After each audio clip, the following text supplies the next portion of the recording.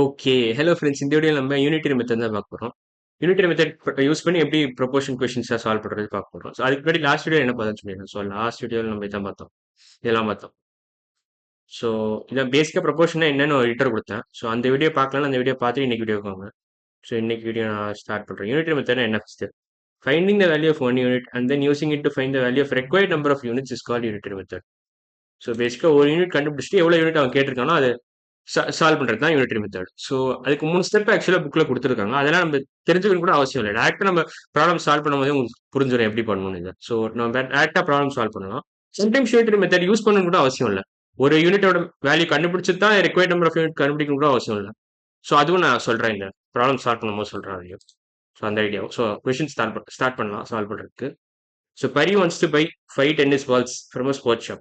If a dozen tennis balls cost 180, how much should Pari pay to buy 5 balls? So dozen na என்னன்னு first சொல்லிடுறேன். டசன்னா என்னன்னா 12 பால்ஸ்னு அர்த்தம். 1 டசன்னா 12னு அர்த்தம். இது டசன்னா 12. ஸோ அதை தெரிஞ்சுக்கோங்க ஃபர்ஸ்ட். ஸோ டசனோட மீனிங் 12னு அர்த்தம். ஸோ 12 balls cost 180னா so 12 balls cost 180. 12 balls cost 180 rupees. Rupees 180 corresponds to rupees 180.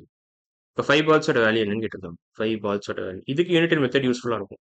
Suppose அவன் 6 பால்ஸ்னு கொடுத்தா டேரக்டா டிவைட் பை 2 போட்டுடலாம் ரெண்டு இடத்துலையும். அப்போ 19 வந்துடும். நான் 5 பால்ஸ்னு கொடுத்துருக்கேன்னா நம்ம யூனிட்டரி மெத்தட் யூஸ் பண்ணிக்கலாம். ஸோ 12 பால்ஸ் 180னா 6 பால்ஸ் எவ்வளோ? 6 பால்ஸ் வந்து ஹாஃப், எக்ஸாக்டா ஹாஃப். ஸோ 12 பால்ஸ் 180னா 6 பால்ஸ் 90 ருபீஸ். ஸோ ஏன்னா ரெண்டும் ஒரே ப்ரொபோர்ஷன்ல தான் இருக்கு. நான் பழைய வீடியோஸ்லேயே சொல்லியிருக்கேன். ஈக்குவலன்ட் ரேஷியோ ப்ரொபோர்ஷன் ரெண்டும் ஒரே டேர்ம் தான். ஸோ ரெண்டும் ஒரே ஈக்குவலன்ட் ரேஷியோல இருக்கு, ஒரே ப்ரொபோர்ஷன்ல இருக்கு. ஸோ 6 பால்ஸ் 90 ருபீஸ்னா 12 பால்ஸ் 180 ருபீஸ். ஸோ 6 பால்ஸ் 90 ருபீஸ்னா 1 பாலோட வேல்யூ என்ன? 1 பாலோட value 90/6. Both sides divide by 6 பண்ணுங்க. ஸோ 90/6 வரும். ஸோ 90/6னா என்ன வரும்? 90 எப்படி எழுதலாம்? 30 × 3 எழுதலாமா? 6 எப்படி எழுதலாம்? 3 × 2 எழுதலாமா? 3 × 2. 3 3 கேன்சல் பண்ணிக்கலாமா? 30/2 என்ன? 15 வரும். ஸோ 1 பாலோட வேல்யூ ₹15. இப்போ 5 பால்ஸோட வேல்யூ 15 × 5. 1 பாலோட வேல்யூ ₹15னா 5 பால்ஸோட வேல்யூ 15 × 5 rupees. 15 × 5னா 75 rupeesனு அர்த்தம். 115 is 15 to 15 are 30, 3 15 are 45, 4 15 are 60, 5 15 are 75. So 75 rupees. So answer வந்து 75. So answer is 75 rupees. அடுத்த கொஸ்டின் போலாம். அடுத்த கொஸ்டின் என்ன கேட்டிருக்கான்? A heater uses 3 units of electricity in 40 minutes. How many units does it consume in 2 hours? So பேசிக்காக இதுக்கு நம்ம unitary method use பண்ண தேவையில்லை. இதுக்கு தான் நான் சொன்னேன் இந்த idea. Every time unitary method use பண்ண அவசியம் இல்லை. ஸோ 1 ஹவர்னா எவ்வளோ மினிட்ஸ் பேசிக்கா? 1 ஹவர்னா 60 மினிட்ஸ். இது தெரியல தெரிஞ்சுக்கோங்க. 1 ஹவர்னா 60 மினிட்ஸ் யூஸ்ஃபுல்லாக இருக்கும். இப்போ 2 ஹவர்ஸ்னா எவ்வளோ? 2 ஹவர்ஸ்னா போத் சைட்ஸ் 2 ஆல் மல்டிப்ளை பண்ணுங்க. அப்போ தான் ஒரே ப்ரொபோர்ஷனில் இருக்கும். So 120 minutes. 2 ஹவர்ஸ்னா 120 minutes. How many units does it consume in 2 ஹவர்ஸ்னா how many units does it consume in 120 மினிட்ஸ்னு அர்த்தம். ஸோ 120 மினிட்ஸ்ல எவ்வளோ யூனிட்ஸ் கன்சியூம் ஆகும்? ஸோ 40 மினிட்ஸ்ல 3 யூனிட்ஸ் கன்சியூம் ஆகுது. 3 யூனிட்ஸ் தேவைப்படுது. ஸோ அதையும் சொல்லி எழுதிடுறேன்.